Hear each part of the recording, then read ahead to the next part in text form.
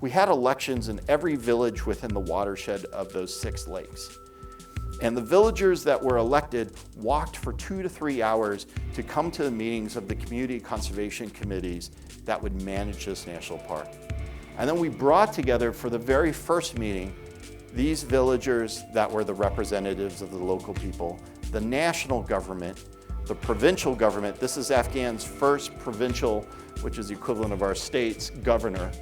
And the man sitting next to her is the deputy minister of agriculture in Kabul. It was the first time that you really had the national government, the regional government, the local government, and local officials working together to set up the rules for management of their national parks.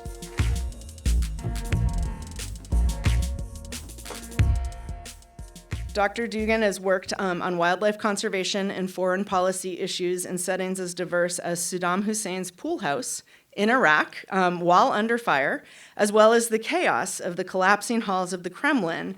And it goes on and on. He's been all over the world fighting to save animals. In 2006, Alex arrived in Afghanistan to build the Wildlife Conservation Society's Afghanistan program.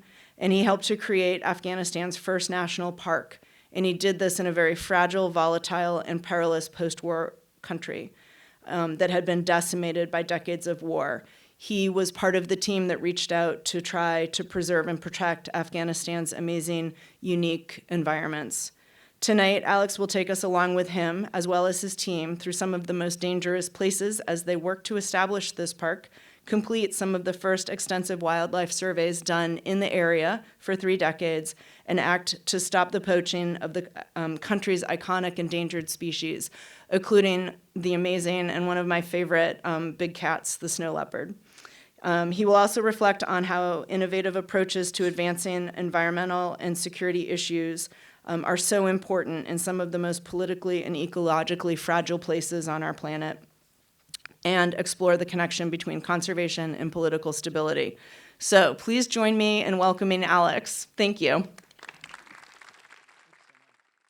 I'm going to start off talking about this project and talking about this story with a little bit of background. So as we noted, I started actually working on trying to understand why certain species went extinct while other species survived environmental change. And that was one of the big questions that has driven me since I was about 8 years old, when I first found out that humans would drive entire species extinct. Something like the passenger pigeon, which would darken the skies for 3 days, that a single species could actually wipe that out, was incredible. So extinction became a driver of what I do, and the company I now work on is to use technology and innovation to end human-induced extinction.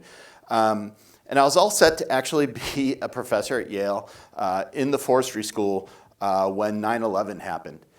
In my old department, in addition to being a scientist, I'm a lawyer working on international environmental laws as well. And my old department in New York City used to look at the Twin Towers, and when I came back from Madagascar after 3 years living in a tent. And so I was in the United States at 3 days at that point when 9/11 happened, and I just said, I cannot go and be an academic. And so I chose to actually join the State Department. Within about a couple of months of joining the State Department, I was sent to Iraq, specifically to a green zone. And the job I had, which was described in another book, Imperial Life in the Emerald City, was to redirect former weapons scientists, which as a lemur biologist, I didn't really understand what that meant, right? And you know, I wasn't an expert in nuclear, chemical, biological weapons or their delivery systems. But what I did realize was if you were redirecting something, you had to have something to redirect them into. And that gave me a chance to actually rebuild science in Iraq. And this is actually a picture from the Baghdad Convention Center. It is Saddam Hussein's troops harnessing the power of the atom to fight the dogs of the West. And there's literally, the next panel over are dogs that represent the United States that are angry and vicious in terms of what they're looking at. Well, I also worked on sort of restoring wetlands in Iraq and doing other work to help rebuild science and natural history in the country. And I gave a talk at Columbia University, and this guy named Peter Zoller came to that talk and he said, I have a proposition for you. Would you be interested in helping set up the first national park in Afghanistan? And my girlfriend at the time who's now my wife, had just moved in with me. So I'd have to find a way to explain that to her. And I convinced her, actually, and she was a former Peace Corps volunteer, to join me. So we went together to Afghanistan. And when I first got there, I was sort of depressed, right? This is a city, this is a country that had been through 3 decades of war.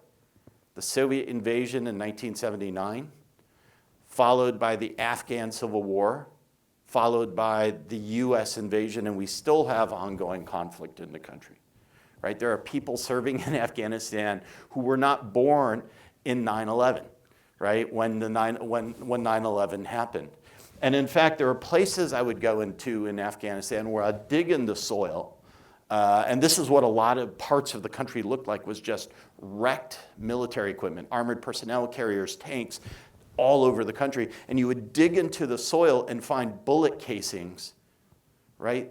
And I literally saw it as a geological era, or a geological layer in the country that I also are calling the Belocene, right? That there's this new period because of so much conflict had gone across Afghanistan at this time.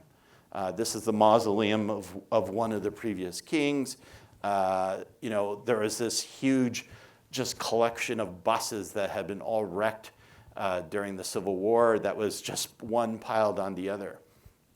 And so I sort of came to this, and Peter Zoller is a force of nature. He studied flying squirrels in Pakistan, in the tribal region, which is not an easy place to be. He was, literally,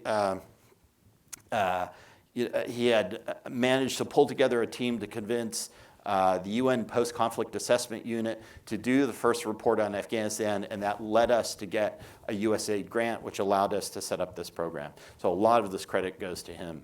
But as I was there, I sort of saw these bright spots. And one of the best bright spots in Afghanistan are, of course, the people who are there, who are amazingly just beautiful and optimistic and incredibly intelligent, incredibly hardworking. But there are other bright spots that just people had an incredible sense of optimism, including setting up a golf course next to Kabul that you could go to, and the person cleared it of mines by having a farmer bring his sheep and run back and forth across the greens. There aren't actually very much grass that is there, or vegetation that's there. And we set up in essentially what was best described as a Motel 6. Some euphemistically called the Park Palace. It was not really a palace. It was this sort of, it literally looked like a Motel 6 with these little courtyards, and people with the UN and other NGOs going crazy because they would sort of get wrapped up. And we built an organization. I walked into the country with $10,000, no permission to be in Afghanistan. We had to get all of that together, hire a team. And so and then within 30 days, we needed to get teams into the field. And because we were behind on the USAID grant, we're under the organization, the Bronx WCS is the Bronx Zoo, was under a huge amount of pressure. So we started actually working out of the bedroom, our bedroom in the Park Palace. We took over every picnic table, the computer lab. I hired employees from a failing NGO, brought them all on board, and we worked out of this Motel 6. And I bought some and it's really easy to get tricked up in Afghanistan. So I bought some maps. And one of the things, this is not the exact same map, but it was similar. And I put this map on my wall, and as I was meeting with people, one of our tasks was to actually build a 4-country peace park. So Afghanistan, Pakistan, Tajikistan, and China. And as I was talking to this visitor, he said, well, what about India? And I'm like, well, India doesn't border Afghanistan. And he pointed to my map that was on my wall, and he goes, it does. And that is because the relationship between Afghanistan and Pakistan is very fraught. Afghans on their maps gave all of, if you know your history, the Durand Line, territories to Afghanistan, essentially gave Kashmir to the Indians. So then India was bordering Afghanistan. And so this person started to argue with me about, I had to argue that my map was wrong, which is, why do you have a wrong map on your wall? But we were there. What we realized is, and what I didn't actually understand is Afghanistan has incredible biology. And part of the goal was to figure out what had happened after 30 years of conflict in this region. And we know of Afghanistan in terms of its role as a Silk Road country, but what I didn't realize was that it was a biological Silk Road. That in fact it brought together the flora and fauna of Africa, of Indo-Malaysia, and Europe and Northern Asia together within a single country. And in fact, there's this incredible diversity of habitats that includes deep deciduous and coniferous forests in the east, mountainous plateaus in the center of the country, the western end of the Himalayas, which is the piece you see in the northeast, that's called the Wakhan, or the Wakhan Corridor, which was literally set up during the Great Game to separate the Russian and the British empires, pistachio savannas in the far west, and in the south were these incredible deserts in the country. And as I said, it was one of the routes of the Silk Road, which was not just a single road, but many roads that had passed right through the center of the country, including a place called Bamiyan that we're talking about. The results of that initial UN assessment was there were 4 places that we're going to definitely try to set up national parks within this project. And I'm going to talk about those 4. The Wakhan Corridor, which is that area, the western end of the Himalayas, Nura Stan, which was the eastern forest complex, the central part of the country, which is the Hazarajat Plateau, and then the western savannas that we see. And let's sort of look at the first place, what people refer to as the roof of the world. And this area, this is the Wakhan area that we were trying to set up in something called the Big Pamir, the Little Pamir, the Wajir Valley, a set of national parks. And in fact, there are parks in Pakistan, in China, and Tajikistan that would allow us to build a 4-country peace park in this area. Well, the one thing about this area is there's a lot of mountains. They call this the Pamir Knot, right? Because you have the Pamir Mountains, the Karakoms, the Hindu Kush, the Tian Shan, and the Kunlun Mountains all coming together in this massive sort of car crash of topography that we have. And amidst that topography, we have incredible landscapes. And one of the problems I have with how we portray Afghanistan in the media is you never see pictures of the landscape. And in fact, on my own book, when you go look at it, the picture that my publisher and my editor, Hachette, pointed out shows the mountains with 0 vegetation on it, right? But this is actually what this place looks like. If you look at these regions, this is the Wakhan Valley, it is a place of immense beauty. The Pamirs actually refers to these U-shaped valleys that we see, and the bottom of that valley is around 9,000 feet, so we're talking about elevation. And it is an incredible place, and about half of the Wakhan Corridor or more is roadless. So when we would have to travel into these areas, and you'll see a couple of shots of that, we would be traveling for weeks on the backs of horses, yaks, donkeys, to get into these areas. The animal in the forefront is a Marco Polo sheep. We'll see it. But these are pictures of Afghanistan that we never see in the media, which I feel is a real travesty in terms of, and this is literally one of the routes of the Silk Road. And you would find petroglyphs on these routes that were over 1,000 to 2,000 years old, depicting the wildlife that were there, including one of the residents that we have, which is the snow leopard, and this is a camera trap photo from Afghanistan. We had known that there was about 70, we had estimated 70 snow leopards in Afghanistan, but we weren't sure. We were also looking for something else called the Marco Polo sheep. I call them something else. I think of them more as Princess Leia sheep, right? They're the biggest of the mountain sheep around the world. Their horns are 6 feet long if you follow the curve. And they're referred to as the argali. They exist in this transboundary region.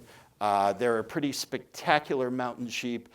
They live in sex-segregated groups most of the years, and then the males come together in these remarkable shows of the right to procreate, and you get a sense of how big these sheep are. And they are deeply respected by the Afghans in this area. In this area, you also have these really unique populations. You have the Wahi, who are followers of the Aga Khan. They're Ismailis within this area. And you also have this population of Turkish-speaking Kyrgyz nomads whose entire wealth is dependent on the livestock that they have in this region. And are suffering actually many of the problems that we see with when wildlife populations are getting small, which is one of the things that's happening to the Kyrgyz is as they are literally dying out in Afghanistan, not in Kyrgyzstan, but this subpopulation, you're starting to see diseases and other problems showing up at higher and higher rates around it. The second area that we worked in was this area called Nura Stan. And Nura Stan means land of light. This place used to be Kafiristan because these were actually, these were not, Islam came to this region recently. And they were known for having these wild Bacchanalian dances. Women were uncovered. The dances and the parties were incredibly long-lasting. Alexander the Great loved these people. It seemed like every empire had touched upon Afghanistan. Every major conqueror had tried to conquer Afghanistan across its past, and they all wrote about it. Marco Polo's sheep literally comes from Marco Polo writing about it in his books, the travels, when he referred to these sheep as he passed through that road that I showed you the picture of through the Wakhan Valley. But this area is an area of incredible forests. And again, we don't see this picture in Afghanistan.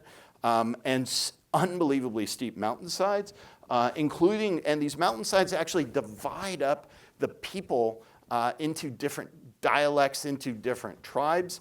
And they have incredibly sort of unique characteristics, including carving of wood. Even their carpets are different than the rest of Afghanistan or even the rest of the Middle East, where you have something that's called the farsh, which is the deep pile carpet, mixed up with a kalim, which is the flat woven carpets, and they bring the two together so you have a three-dimensional structure in the carpet that's reflective of these steep hillsides. These areas, they literally build their houses on these mountainsides, one on top of the other, and they're really known for sort of watching travelers pass through the valleys below and seeking tribute from all the travelers. They're incredibly fierce travelers, fierce fighters. Nura Stan is very close. The places we were working were very close to a place called the Wega Valley that you might have heard about. But it was also a place of really important wildlife, so we decided to set up an office.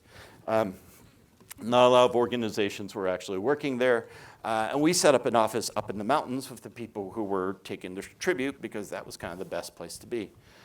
The reason we were there is because we were looking for assessing another big cat, which was the Persian leopard.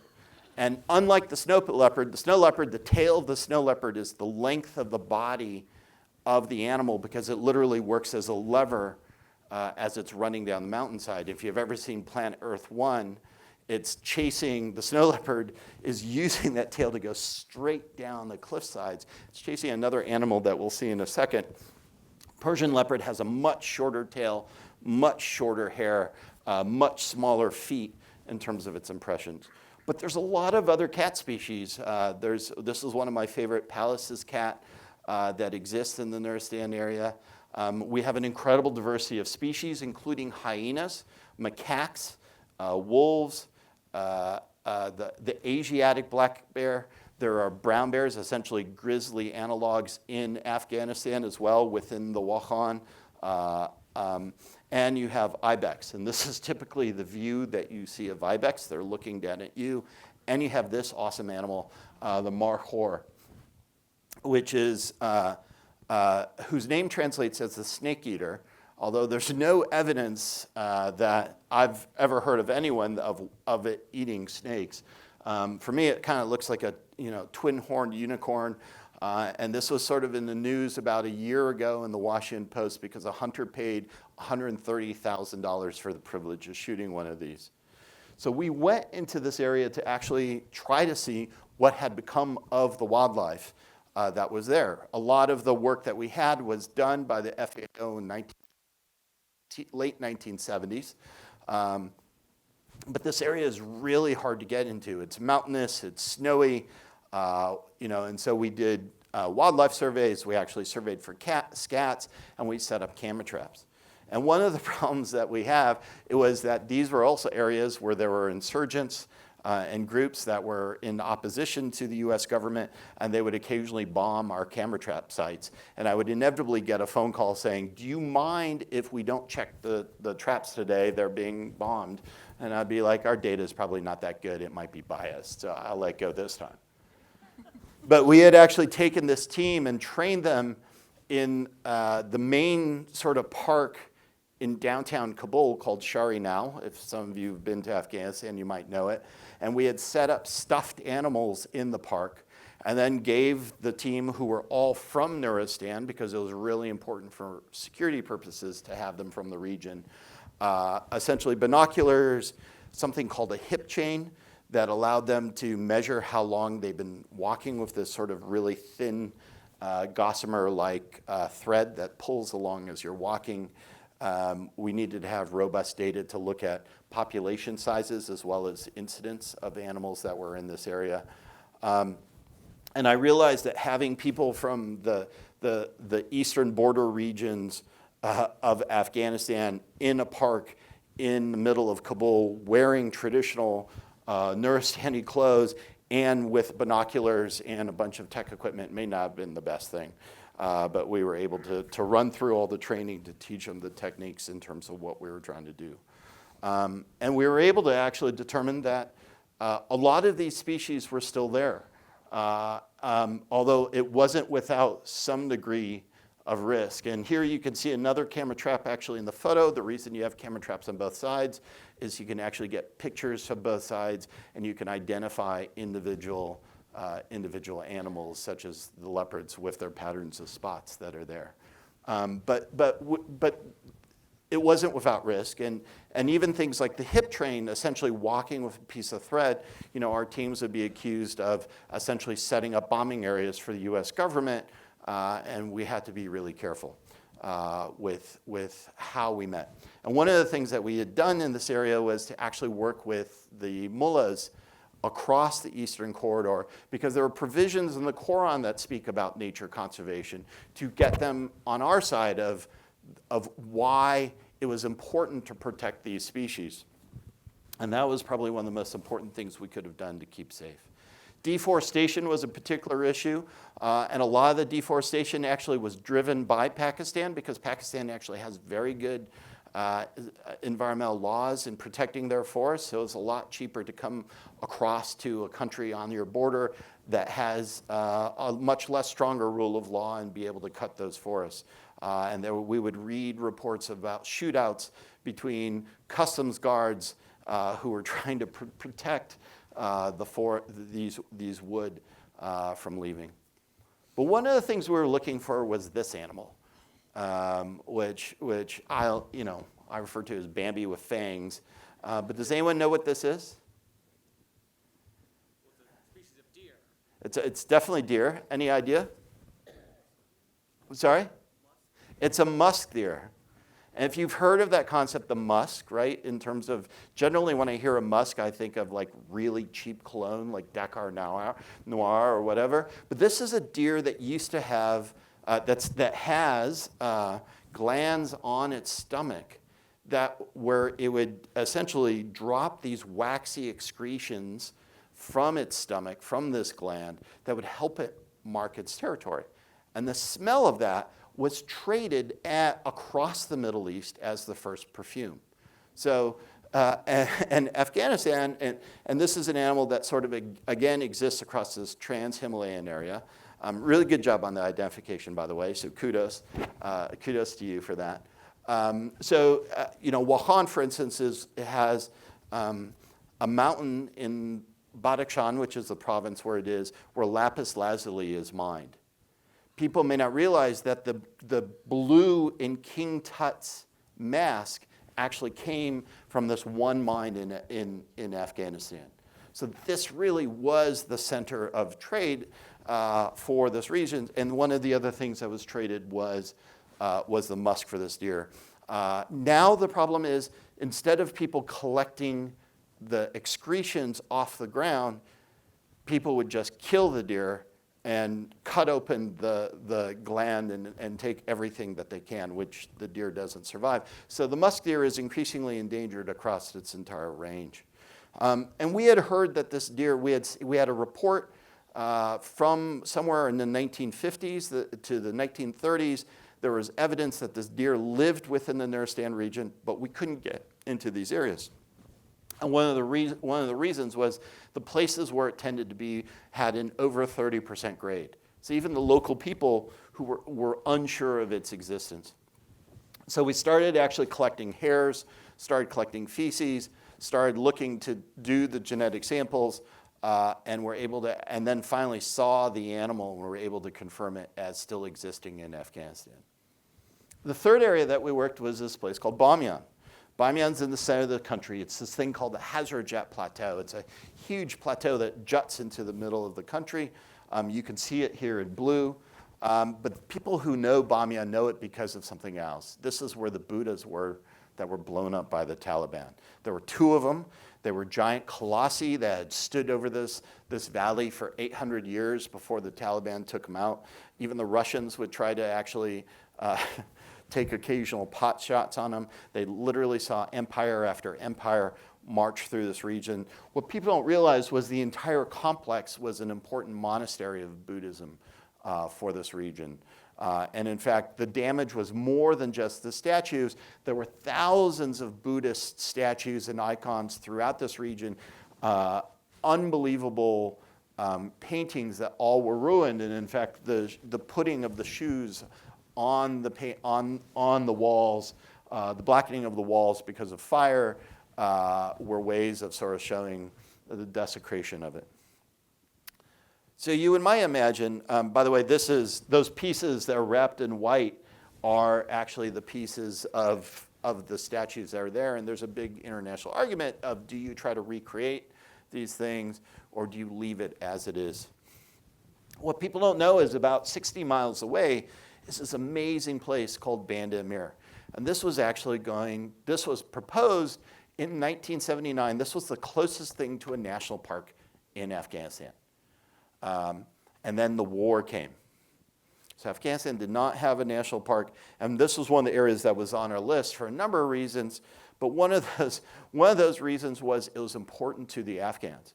It was something that they had interrupted, and we felt for them that we needed to do it. But it's actually a really cool place. First, it's stunningly gorgeous. It looks like the Grand Canyon, and I can't tell if there's a little. Yes. So right here is the second most important Shia shrine in the country, the shrine of Hazarajat Ali. There's two partially carved Buddhas that were never finished on the side of these lakes. There's 6 of these lakes. They're travertine lakes, so they have super saturated calcium carbonate in the water that if you've ever been to Mammoth Hot Springs at Yellowstone, where the chemicals accrete and create essentially a boundary around the water in the pools of the hot springs, and they make a dam, you have the same thing here, except the dams are 60 feet tall. It's the same process that creates stalactites and stalagmites, right? But here, it had created these 6 incredible lakes. The other thing you have that's kind of cool is the whole tops. This is about 7,000 to 8,000 feet. The whole tops of these mountains are filled with marine fossils because at one point was the bottom of the Tethys Sea, a deep, shallow sea. as the Indian plate was smashing into the Asia plate, this gently moved up. You can see the edges of the water that are there. There's 6 of these lakes. They're incredibly beautiful. Those are some of the marine fossils. And then right to the north was another area called Ajar. And this is the king. A lot of our protected areas were actually hunting reserves of the last king of Afghanistan. And in fact, his grandson was the environmental minister that we worked with. So this was one of the king's original sort of caretakers for Ajar Valley, which was one of his hunting reserves. And because he still fought for the animals through the years of conflict, there were still animals there. And we went and we decided to go look to see what we could find in these places. And we were able, again, to see that there were Persian leopards in these areas. There were ibex in these areas. And unfortunately, our camera traps found that there were poachers in these areas or hunters in these areas going after these animals. So we knew that we needed to set these areas aside and work with the local populations to be able to do it. Because you can't just come in from the top and plop down a national park and hope that it'll work. The last area we wanted to work in was interesting for a number of reasons. And the title will sort of suggest that it is this place that's called the Northwest Afghanistan Game Reserve. It is incredibly beautiful. It used to be all wild pistachio trees. You don't see a lot of trees. Unfortunately, during the war, they got chopped down, but it looked a lot like an African savanna in terms of the habitats that you saw. There we were looking for this animal called the Asiatic cheetah or the Iranian cheetah, of which there are 40 left in the world. This is a different subspecies than the African cheetah. And right now, it is at a number that's so low that random car accidents in Iran are sufficient to potentially be an extinction risk for the animal. The other problem is that its prey base is so low in the country that it cannot, it has to travel farther than any other known cheetah population on the planet to try to find its food. Finding a population in Afghanistan would be really good within this area. But something else happened. And what happened is we went to lunch at my office. We tried a new restaurant that was about a block away from our office. And we found this, which was a cheetah skin on the wall of the restaurant. And we asked them, and he said it was obtained 2 years ago, which actually is a bad thing, right? When you're talking about 40, losing one is significant for the population, but it also gave us hope that there potentially were populations that we would go into. And so a guy named George Schaller, who many of you, if you're in conservation, may have heard of, and I went to go look for the cheetah within these regions. And what we got was a lot of anecdotal stories that this cheetah still exists, but where it existed were places we were with 20 members of the Afghan police, and they were unwilling to go in this area because of the opium trade. The opium traders actually outgunned the Afghan National Army, and they weren't willing to take us down into those areas. So we still think that these populations are there. Incidentally, after we did the study, at the same time, there was an Afghan PhD student in the UK who in the north of the country had also found cheetah skins of the Asiatic cheetah. And so I believe that there are populations that are there that potentially could be a rescue population for this species. So we had to sort of set up an organization, and it was a lot like actually running a startup. We had to get cars, and one of the things we had to do is figure out what is the balance, for instance, between safety and access for where we had to go. So you have these things called ballistic blankets that you can put on your side of your cars, and that will stop a 7.62 bullet, which is what's shot out of an AK-47, from getting to the side of your car and hitting you. You can put blankets on the bottom of your car, and that allows you to survive an anti-personnel mine, but no way would you be able to survive an anti-tank mine. That was still okay. But if you had both of those, it was unlikely that you could actually get through the terrain that you wanted. So we decided that mines were more dangerous than bullets. And so we just put in the ballistic blankets. We had snorkels, we had winches, we had a series of other things. The other thing you'll notice is I went to Duke. Don't hold it against me, but I really do like Duke basketball. But all the cars in Afghanistan, when you order them, come and they're white. And white is the color that the UN uses, and white is the color of all the cars that were getting attacked. And so one of the things we did was I ordered all the cars get repainted Duke blue, so we looked a lot more like the drug and opium dealers than we did like the UN. This is what the national highway looks like as you get up to the Wakhan.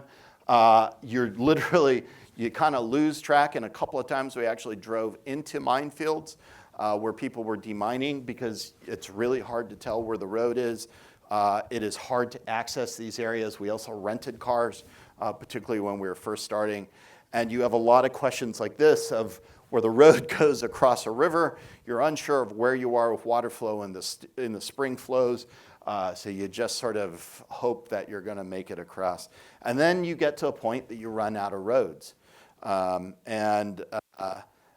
This is where we are traveling on these mountainous areas. You're still crossing rivers because they're everywhere. But this is sort of the landscape. And it would be about 2 to 3 weeks into some of the sites, the Wajir Valley and the Little Pamir, Wajir Valley on the border of China, were much more difficult to access in some of these areas. In the winter, we could actually use the rivers because they had frozen over as a pathway to move through the areas. But other times, some of the roads were a little bit questionable. One of the things about one of the pieces of advice I got for setting up a startup that I always thought was good was the best entrepreneurs don't seek risk, but they seek to mitigate risk. And that's a lot of what we had to do.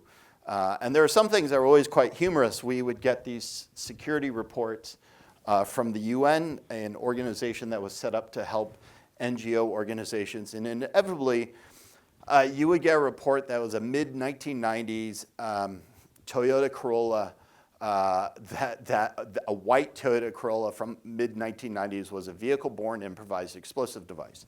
If you've been to Afghanistan, 95% of the cars are mid-1990s white Toyota Corollas. The Afghans love Toyota Corollas, and they just adore them. So you would just sit there, and it would be like an episode of The Matrix where you've got the glitch, and you're just seeing the car go past, and you're wondering if you'll survive it.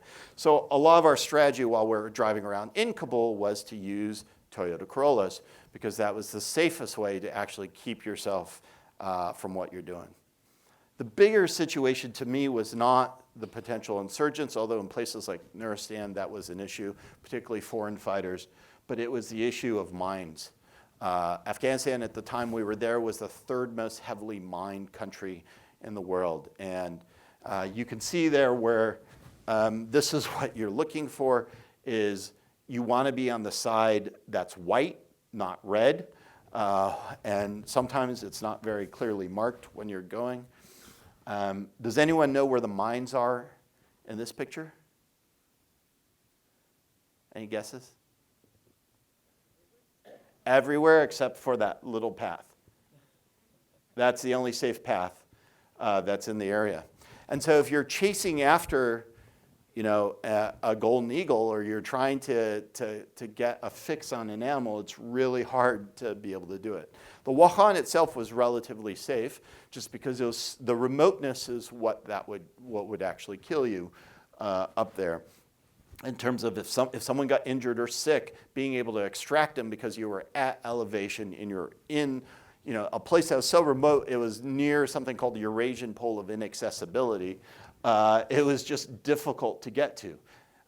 And we couldn't easily go across the border to China. We couldn't easily go across the border to Tajikistan to be able to get help in terms of what we were trying to do. The other issue was, and this was potentially important for wildlife, was that the country, because of 30 years of war, was flooded with weapons. And everyone having a weapon meant that they could shoot things like Marco Polo sheep for food within what we're doing. So that became an important issue, but that also became a security threat for us. The biggest issue and the biggest question I got from individuals was like, how could there be space for conservation when Afghanistan had all these other problems? And the second issue was, why did the Afghans actually care? And one of the things we discovered was that we never suffered from corruption that almost all the other programs seemed to suffer from. And in fact, we had amazing support in the Afghan parliament, from the mullahs, from the commanders, from people across Afghanistan. And the only reason I could really guess was that we were tying into Afghan identity.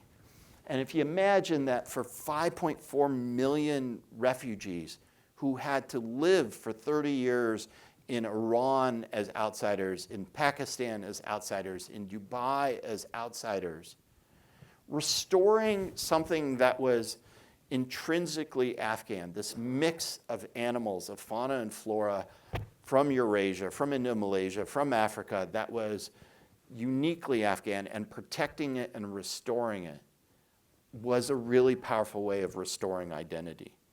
And then the other factor was that when I was in Afghanistan, 80% of the money that came to Afghanistan from the West essentially went back to the experts, the contractors, the people who were working in the country. Of the 20% that was there, 70 to 80% of that money was spent in the cities. But the majority of the Afghans actually live in the countryside, right? So it was one of the few projects that was actually tied to protecting the people in the country. And it was more important than that for people whose lives depended on the state of the natural resources. They intuitively understood what we were trying to do. Because when the rangelands, which were one of the things we were trying to protect, failed for the wildlife, right? It failed for the Marco Polo sheep. It's failed for the predators that would live off of the ungulates that they were eating. It also failed for their livestock that helped them get through the winter. And we saw just images in people's houses where those pictures were pictures of things like Marco Polo sheep, of ibex, that we saw this even on the petroglyphs themselves that were littered on the side of the road.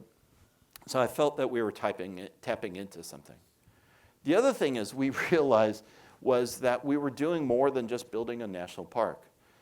For me, Afghanistan looks a lot like the game of buzkashi. And buzkashi is the predecessor to the polo, except it's played with a headless goat. Otherwise, almost exactly the same, maybe a little rougher when you're doing it. Afghan politics are really, really rough.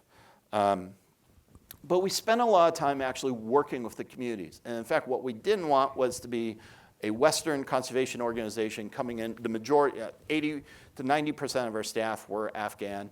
We spent a huge amount of time actually training Afghans, and there's a whole generation of Afghan PhD students, including one at UMass Amherst right now that's in Afghanistan.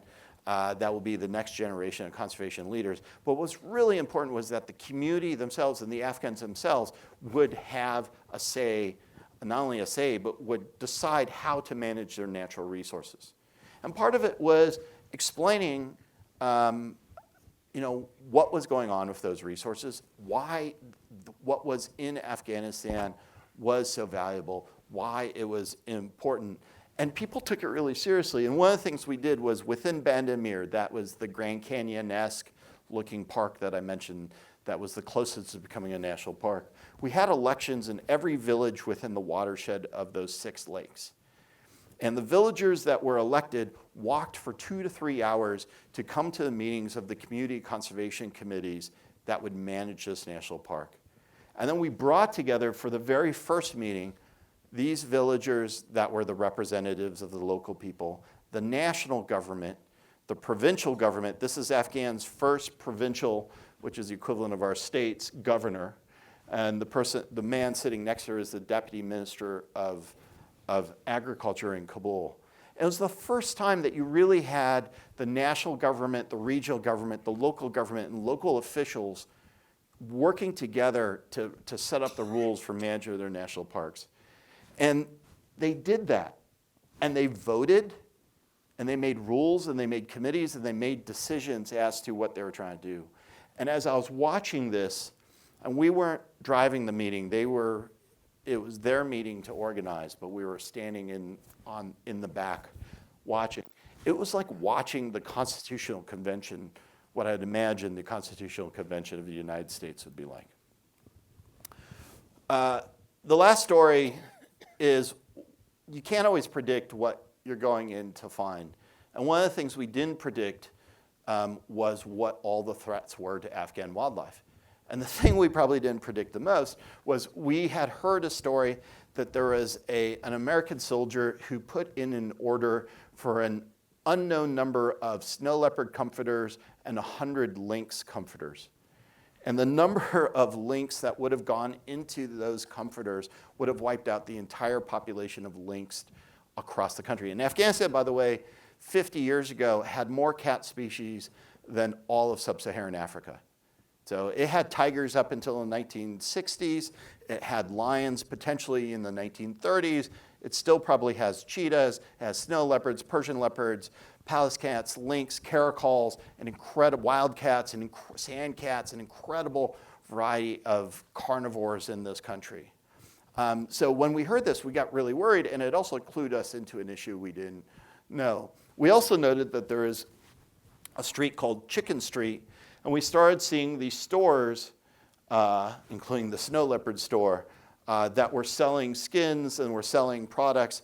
And we were finding out that these were actually being sold on American military bases and the NATO bases themselves and in the embassies. So we started doing something which was we recognized that wildlife trade became an issue and that the humanitarians who were in Afghanistan to actually help protect the country were unwittingly or unknowingly or uncaringly actually driving the problem and driving the extinctions around what we're trying to do. It wasn't uniquely a Western problem. This was also a problem with Afghans. This is an Afghan walking with a stuffed leopard, but we realized that there was a real significant problem that we needed to address and shut down. So we realized there were multiple problems that we needed to work with.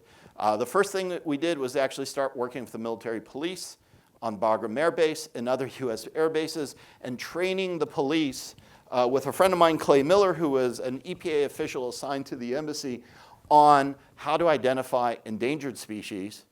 And it was one of the most amazing things because these young soldiers that were 19, 20 years old, took to this like nothing. They were just bored out of their minds.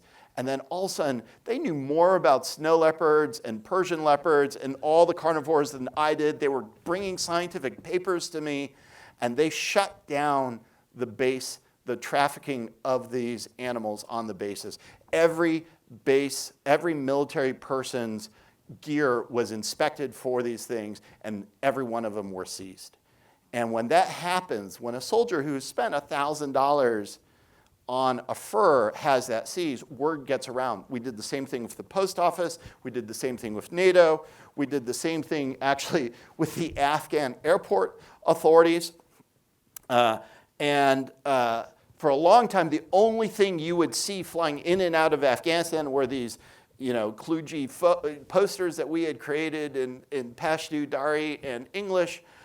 We wrote articles. We actually wrote letters to all the embassies and accidentally encouraged the Iranian ambassador at the time to think that the United States was reaching out for peace negotiations. It's a story in the book I don't have time to get into. And it was working. And it was working so well, I got a call. And it was from the fur traders. And they're like, hey, we want to come and see you. And for some reason, this is the image I had in my head was a Tommy gun. Like we didn't have guns. We had no weapons. We didn't believe in carrying weapons, that weapons would make you safer in Afghanistan. We didn't think that was the case. We slept in people's houses when we were in the rural communities because that was what made you safe, was integration made you safe, not living respectably made you safe. My wife worked in the Ministry of Agriculture alongside the Afghans. That kept us safe in terms of what we were doing. So I just, I told we didn't have guards. They didn't, they had a little wand. I was like, just look out for violin cases, because that's what I expect. I expect them to come out and just spray the Tommy guns, and like that was going to be the end of it. But I said, okay, if this is how I go out, yeah, all right. And what they said was, we want you to train us in which species we need to protect. And so my last day in Afghanistan was training all the fur traders in terms of what species we could protect, because they wanted that. And that, I gotta say, I probably teared up over, I still tear up over that fact, because I did not see that coming. We were able to get the first national park declared. It just celebrated in June its 10-year anniversary. And one of the things I'm really, really proud of is that it has about 170,000 visitors, 99% of which are Afghan, that come to this park, right? This is not, I've been to parks in Bolivia where in 30 years they've gotten 2,000 visitors. And so I'm really amazed that we did this. And the story is, right, this is a story of a country that's a doubly landlocked country, and I'm talking in an aquarium, right? Just think about that for a second. But I think that there's something we can know, is that you can have hope in conservation, that we can empower people to protect their environment, that if we can build a national park in the middle of a war zone with a country that has been at war for 30 years, and these projects are still going on, and in fact, they're up to park number 5 now, park or protected area. The Wakhan became a park shortly after, and in fact, they protected far more than what we had asked for, right? That I think we can be hopeful about how we address the rest of these problems. This is the book, and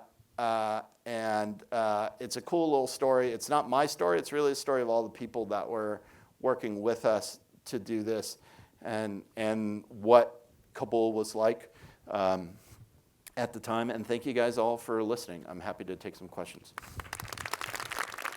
The question was, the fur dealers were interested in protecting the species. Did they have other ways of making income? Like in terms of, or would they actually benefit from the selling of the species? What we were trying to do was get those dealers that were willing to actually preferentially sell domestic animals and animals that weren't endangered, the places that the international community would actually buy from. And then couple that with the enforcement to have both sides. One of the things WCS started doing was actually training military folks in US bases before they even went to Afghanistan. On wildlife, on conservation, and it's something we probably need to do, not just about wildlife, but cultural heritage around the world, because there is a lot of heritage in many of the places that we're working. But that was the key. There was a lot of things they could sell. They didn't know that some of these species were endangered, that some of these species could disappear. The importance of these how lucky Afghanistan was to have this incredible, to be at this biological crossroads of, incredible diversity. And again, no one really thinks of Afghanistan in that way, right? And I think that's a travesty of the media and how we portray the country. So other than bullets and landmines, what was the biggest roadblock that we encountered? So it wasn't the government, and it wasn't corruption. Which was really surprising. What it was actually the getting the rest of the international community organized. And in fact, there are a lot of organizations that had bits and pieces of the puzzle, but no one was talking to each other. And so what we did, we had sort of a creative idea, I thought, is we had a really good cook who made a super delicious meal in our office. And so once a month, we had a free lunch to any organization that wanted to come. And there was 3 rules. One was, it was like called the unimportant, unofficial, powerless conservation coordinating committee for Bandar Mir. So that is rule number 1 was it had 0 power or authority, which was really critical. Rule number 2 was that if you were not invited, you're automatically invited. And rule number 3 was if you came, you got lunch and all the data that we had put together. for that month. So we were going out and getting historical records, scanning, buying, talking to natural history museums around the world to try to get those records. We were collecting satellite imagery. We were putting together topographic maps from the shuttle. I forgot what it was called, but they actually did a radar map of Afghanistan that would create three-dimensional images. We gave all of that away every month. Everything we did, we gave away. And then what we would do is we'd go around the table as people had their stomachs full of biryani and other good things to eat. And we'd say, this is everything we're doing. What about you? And we'd just go around the table, and it turned into a super effective coordinating committee for over 30 international and Afghan organizations in Afghanistan. And that was, I thought, one of our biggest successes was just lunch. The other biggest barrier was just, the real risk was people going into the walk-on. We had an emergency helicopter crew that was with high altitude helicopters, medics and people with weapons available to us. We paid for this service to be able to extract them, but it still took 2 to 3 days. The problem is, right, so my teams that were there, there's no electricity. There weren't really good solar power charging panels at that time. And so we weren't talking to them. They were sending us a daily text message that they were still alive. So the question to me came, the rule was after 2 days, we were going to send out a team to look for you based on your last known coordinates from 2 days before in some of the most inhospitable territory on the world. And, sometimes we wouldn't hear from them for 2 days. And this question of what do you do, there were people, Westerners, who were very experienced international development and conservation consultants who would break down in tears because of the fear. And I'm sending people out who could die. And that for me was I literally grayed my hair through that experience. That was the thing that kept me up all night because everyone did come back. We did have an associate who ended up being killed by SEAL Team 6, SEAL Team 5 or SEAL Team 6, I can't remember. The one that took out bin Laden before did a rescue attempt to actually find this colleague of mine, this friend of mine, and ended up throwing a grenade into the room where she was actually being held hostage. And she had left Afghanistan and come back. She had worked for UN, I think it was UN Ops, Organization of Project Services.